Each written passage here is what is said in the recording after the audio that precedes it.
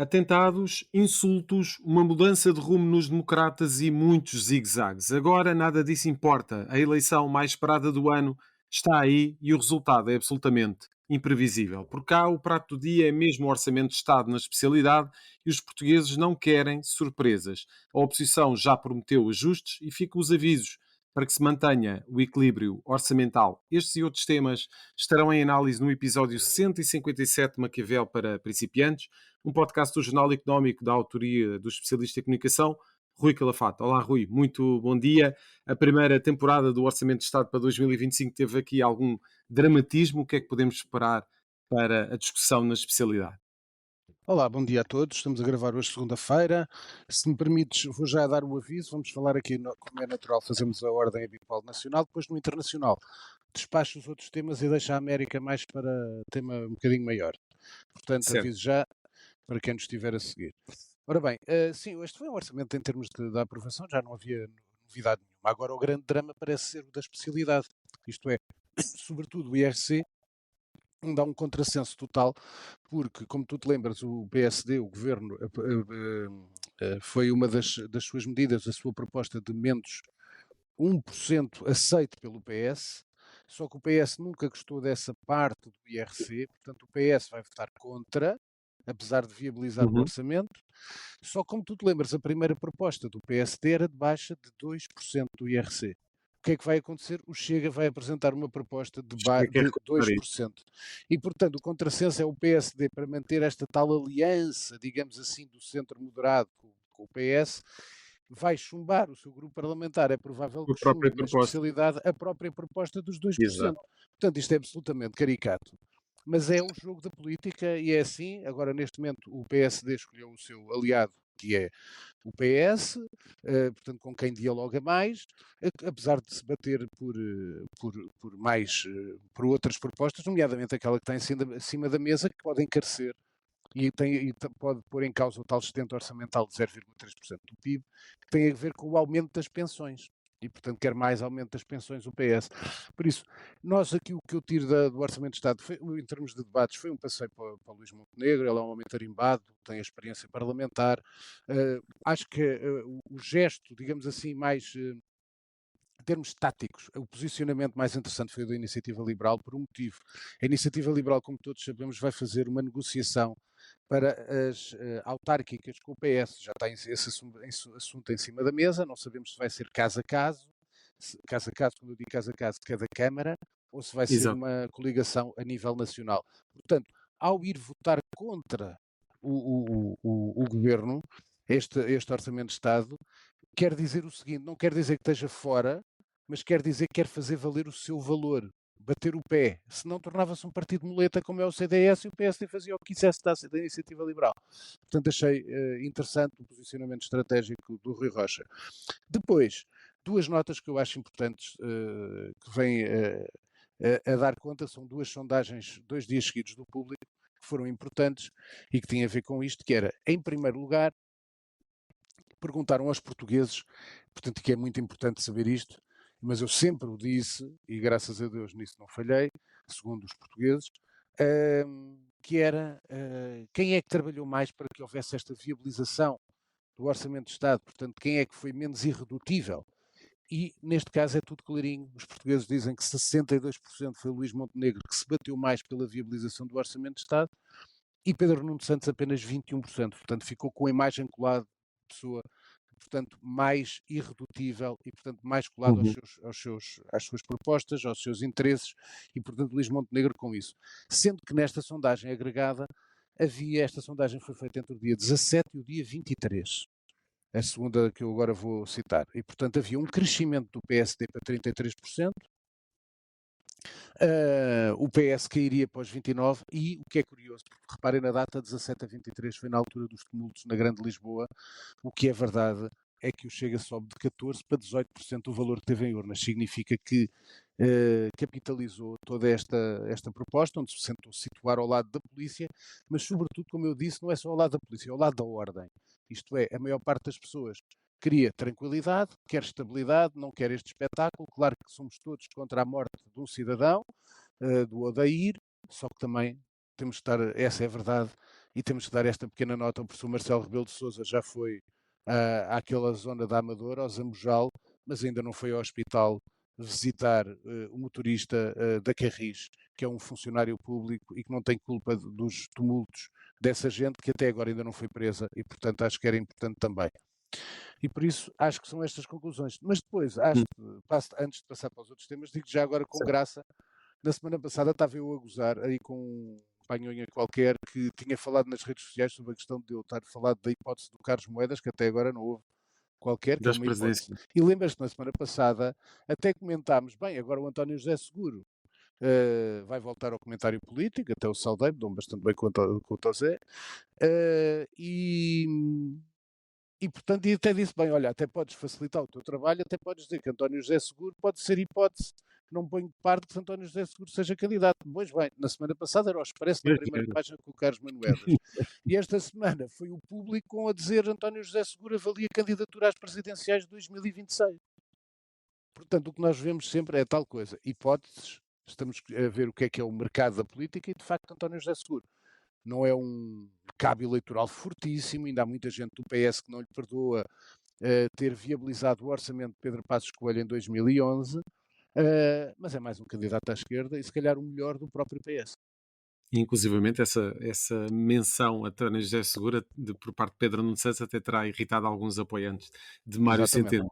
Estas presidenciais prometem, Uhum. ainda estão tão longe. Ah, Rui, querias mencionar aqui o estranho caso de Ricardo Leão, o presidente da Câmara de Loures, a propósito de uma proposta em que colocava a possibilidade de despejar inquilinos de habitações camarárias. A proposta é do Chega,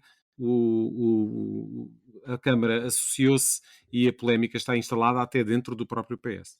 É isso, é mais uma polémica dentro do PS. Como tu te lembras, temos essa ligação que houve já durante o orçamento em que houve essa uma grande divisão entre alguns que queriam logo viabilizar em vez de estar a negociar, como bem te lembras, e portanto defendiam logo, de imediato a viabilização quando houve muita gente do PS que defendia o chumbo, os mais radicais, e agora no caso de Ricardo Leão, que é o presidente da FAU, que é a Federação Urbana da área Urbana de Lisboa, quer dizer, o que ele foi atrás do Chega, portanto é aqui quase eu diria quase, foi quase uma vitória do Chega, do deputado municipal, o Bruno Nunes, também é deputado na Assembleia da República, uma vez que Ricardo Leão defendeu que se devia retirar a habitação social a quem estivesse envolvido nos tumultos. É um princípio que, atenção, muita gente também concorda. Isto é, não se pode dar tudo de mão beijada a bandidos. Isso é um lado. Por outro lado, tem a parte da inconstitucionalidade que já te falou Alexandre Leitão, que foi uma das primeiras a Uhum. despachar contra Ricardo Leão, que até já se fala que pode sair de presidente da FAU, apesar de, curiosamente, Pedro Nuno Santos permanecer calado. Mas de facto chamou a atenção para essa inconstitucionalidade, não se pode retirar o direito à habitação quando ele acontece, seja caso social, seja outro, e portanto é um caso interessante para acompanhar, porque tem a ver com as tais questões da segurança, é a mesma coisa, é ligado ao mesmo, temos uma polarização muito grande nestas questões de segurança e isso polariza bastante e extrema bastante as posições. Rui, no caso do EDP, António Mexia foi acusado de corromper Manuel Pinho. Sim, quer dizer, fala-se até de 800 milhões, fala o Ministério Público, quer dizer, não estou a ver uma corrupção de 820 milhões, mas que de facto em atos da Elétrica Nacional foi de facto bastante. Agora, eu digo sinceramente, o que se arrasta é que este caso, António Mexia continua a viver, julgo eu, na comporta, com uma sua vida de luxo, com um salário, como tu te lembras, quando foi obrigado compulsivamente a sair de presidente da EDP, mas manteve o seu salário para mais 2 ou 3 anos, já não me lembro com precisão se eram 2 ou 3 anos, e portanto com um salário absolutamente de jogador de futebol já de alto calibre, e portanto continua por aí fora sem se saber e sem se chegar a mais uma vez, como tu te lembras, foram 11 anos para o caso BES, portanto, ou 14 anos, ou o que é que foi, e portanto são mais de 10 anos para chegar a um julgamento, portanto vamos ver quando é que está esta questão de António Mexia, quanto a Manuel Pinho, cada vez se suspeita, porque é aquela questão de ter havido uma verba de, penso de 1 milhão de euros para a Universidade de Calâmbia, para ser depois Manuel Pinho professor a lecionar lá nas aulas, apesar de nós sabermos que o Manuel Pinho deu aulas em outras universidades do mundo e não foi a EDP que pagou por isso. Agora, fica sempre essa suspeita, e o que é estranho é, mais uma vez, as pessoas estarem a observar este triste espetáculo de se alastrar mais uma vez e de se alargar esta discussão em torno de uma pseudo-corrupção, de um alegado favorecimento e fraude, e nunca mais chegar a bom porto em termos de julgamentos e da justiça. Rui, já falaste aí da segurança nas áreas urbanas das grandes cidades. Para comentar aqui uma notícia relativamente ao número de tasers que os agentes têm disponíveis. Um número absolutamente É verdade. notório. Ora bem, são 14 mil agentes da PSP na rua e só há 295 tasers. Portanto, imagina o seguinte: os tasers o que é que têm? Não matam. Portanto, para se evitar uma violência e para ser letal a polícia, o taser pode ser uma boa arma em termos de defesa do próprio agente e, quando houver algum facto mais violento, poder atordoar, que é esse o efeito do taser, sobre quem for o bandido e quem estiver a colaborar para a desordem pública. Agora, isto é que é ridículo. Portanto, 14 mil agentes andam na rua e só há 295 tasers. Então, como é que só tem uma arma? Que é uma pistola, por isso, e portanto, podem matar se houver algum problema. Com o taser, podiam-se defender de outra maneira, atordoavam quem estivesse a fazer o mal. Agora, é de facto ridículo e é a altura, de facto, de se olhar para este investimento, porque acho que era necessário, não só a parte da videovigilância, mas a questão mesmo dos tasers, acho que era importante. Rui, vamos então entrar aqui nos temas internacionais. O que é que gostarias de focar primeiro? Vamos Ora primeiro bem, ao Reino Unido. olha, é isso, Deixa temos os três Estados Unidos. temas. Temos América, temos América, temos Espanha, dois temas na Inglaterra e dois temas em Uhum. Espanha. Ora bem, vamos começar pela Inglaterra. Inglaterra, portanto, os dois polos, Choque isto é, fiscal. Aí vem. portanto, o Labour faz a maior subida de impostos desde 1993, quer arrecadar 40 mil milhões de libras para tapar o buraco deixado pelos Tories. Nós já ouvimos esta situação em Portugal muitas vezes, da bancarrota, etc. E foi ao contrário, era a direita que tapava da esquerda várias vezes. No caso de Pedro Passos Coelho, no tempo de Sócrates, no tempo de Cavaco Silva, do pós no FMI. É Agora, uma desta vez, mecânica das contas certas, não é, Rui? é isso, portanto tem que dar as contas certas. Aliás, o Keir Starmer já tinha Claro. dito isso, os números eram assustadores e, portanto, esta é a maior subida de impostos desde 93, mas mais uma condecoração para a ideia de que a esquerda gosta mais de impostos do que do mercado e, portanto, vai ser a maior de sempre desde 1993. É importante também salientar. Segundo, do outro lado, é a escolha da nova líder do Labour, que é uma ex-ministra do Sunak, é a primeira líder negra dos conservadores, que foi criada na Nigéria, Uhum. viveu na Nigéria até aos 16 anos, os pais eram já de alguma outra classe superior, um deles era médico, e chama-se Kemi Badenoch, portanto, ela é conhecida por duas coisas. Contra as políticas identitárias e o que chama de politicamente correto, como tu te lembras, foi o que se bateu mais palmas a Luís Montenegro. No Congresso foi quando se falou de identidade e as questões do politicamente correto na questão da educação. Portanto, isto aqui é o centro moderado também a chegar a este lado.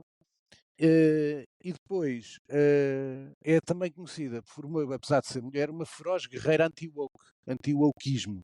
E, portanto, seja bem-vinda e que, pelo menos, esta senhora, que eu não conheço naturalmente bem, vou tentar acompanhar agora mais vezes, mas pelo menos que venha com alguma. Eu não gosto de radicalismos nem de extremismos, mas, portanto, estas duas ideologias, que eu considero duas ideologias, o wokeismo e o politicamente correto, têm de facto prejudicado muito, em muitas coisas o mundo, portanto, espero que traga outra visão para a Inglaterra. Tem aqui um longo caminho a percorrer para recuperar os stories É. dos últimos anos, que as Quanto à coisas não Espanha, foram quanto à bem. Vamos a Espanha, Espanha. é, quanto à Espanha, duas coisas também. Primeira, a coisa menos importante. Inigo Errejón. O Inigo Errejón era o homem que foi o grupo parlamentar de chefe do Sumar, portanto parceiro de Sánchez, um homem sempre ao lado das mulheres, de causas do feminismo, e depois era, como dizia uma vez a minha memória da primeira novela da Vila Faia, como tu te lembras, havia o João Godunha, que era o Nicolau Breiner, e que era Uhum. namorado de uma prostituta, que era a Mariette, que era a Margarida Carpinteiro. Margarida E há uma Carpinteiro. altura exato, e há uma altura que eles estão na taberna e ela está muito preocupada. E o João Godunha pergunta à Mariette, mas Mariette, o que é que se passa? Ah, e tal, é o Mariano, que era um ator que já morreu, que era o Carlos César, tal como o Nicolau Braga também já faleceu. Mas é o Mariano e tal, mas o que é que se passa com o Mariano? Ó João, que é o João Godunha. Ó João, ele é bom homem, mas é um porco. Portanto, é isto que simboliza Inigo Errejón. Pode ser muito bom homem, um político importante, mas era um porco com as mulheres. E, sobretudo, tinha a ver com a falta de coerência face àquilo que defendia e à sua cartilha de identidade e defesa das mulheres, e, portanto, portava-se exatamente o contrário, portanto, sublinhando, basta uma palavra para dizer o que ele é, no mínimo, um hipócrita. Depois, chama a atenção de as capas hoje dos jornais espanhóis. Eu até Sim. já pus nas minhas redes sociais, no Instagram e no Facebook.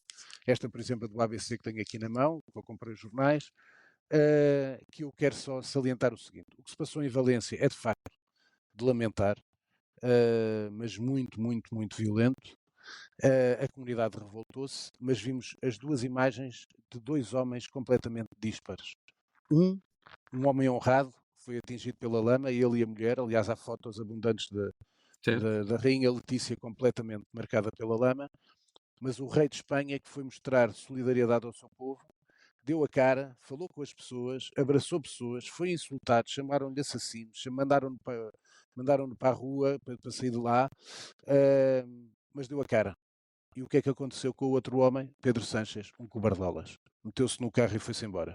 Porquê? Quando todos nós sabemos que, se há culpas a apresentar, ainda não foi feito um estado de calamidade decretado pelo próprio governo, que é uma coisa perfeitamente bárbara, e, portanto, quem tem o poder executivo em Espanha é Pedro Sánchez. Era ele que devia estar a dar tudo pela comunidade, e apenas o rei, que é um símbolo do dinado nacional, foi o rei que lá foi dar a cara. É de salientar, é de louvar, pode ter sido insultado, levou com lama, mas tenho a certeza que junto da população espanhola no seu todo e mesmo internacional mostrou a cara, mostrou o que é a honra do Estado e o sentido de Estado.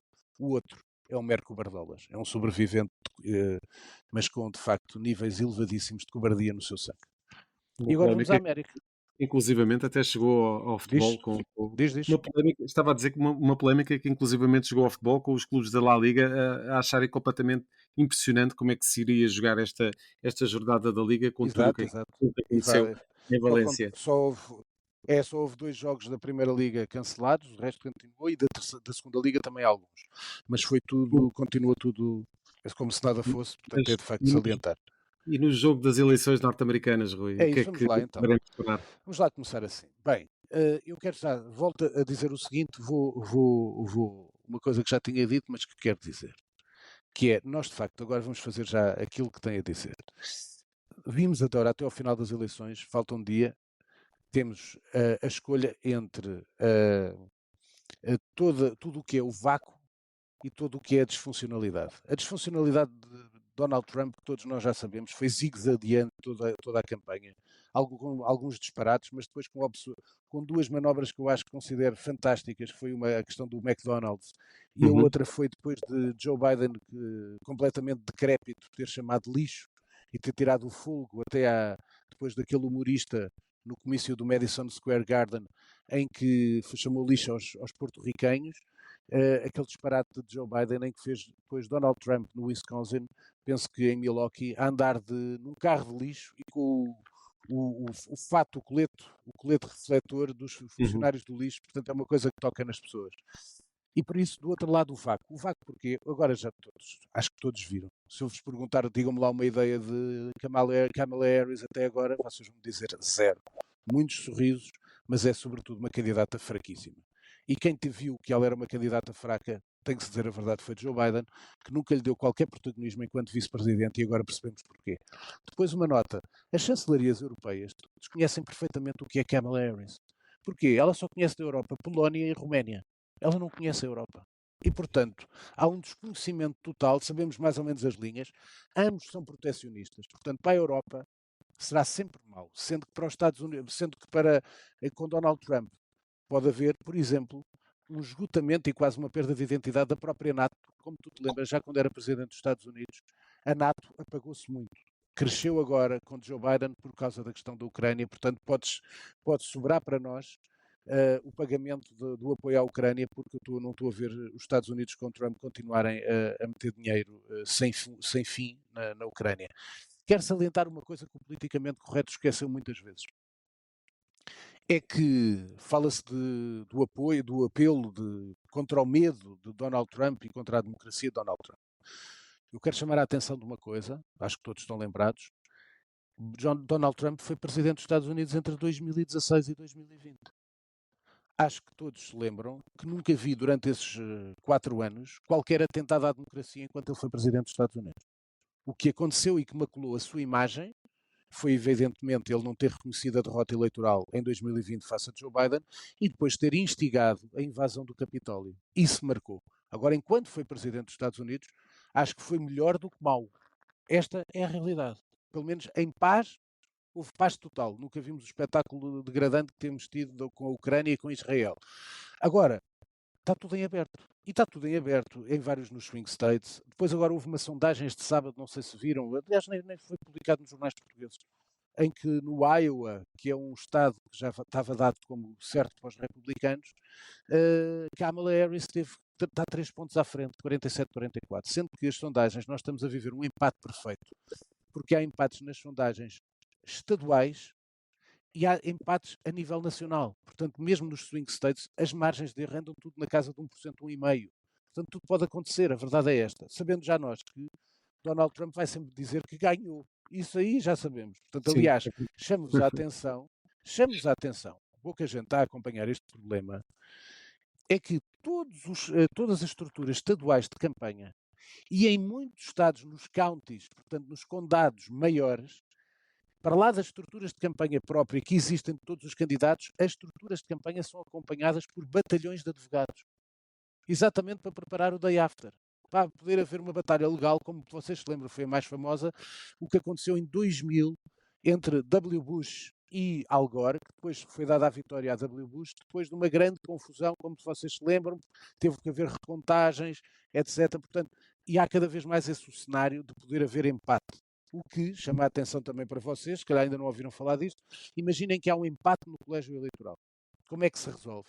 É por uma votação na Câmara dos Representantes, sendo que neste momento, apesar de ir haver eleições amanhã também para a Câmara dos Representantes, 26 estados são controlados pelos republicanos e 21 são controlados pelos democratas. Portanto, a priori, mesmo se houvesse empate, Trump podia ganhar. Portanto, Kamala Harris precisa de ganhar mesmo.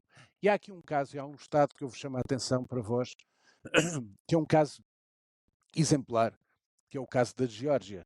São os 2 estados mais importantes, a meu ver. É o da Geórgia e a Pensilvânia. O da Geórgia por um caso social, por uma questão de segmento eleitoral importante, que é a seguinte. A Geórgia, dos 7 swing states, a Geórgia é o que tem o eleitorado negro mais forte, isto é, tem 33% de eleitorado negro. Ora bem, o eleitorado negro é tradicionalmente próximo do Partido Democrata. Só que o que é que aconteceu na Geórgia desde 1960? Apenas lá ganhou.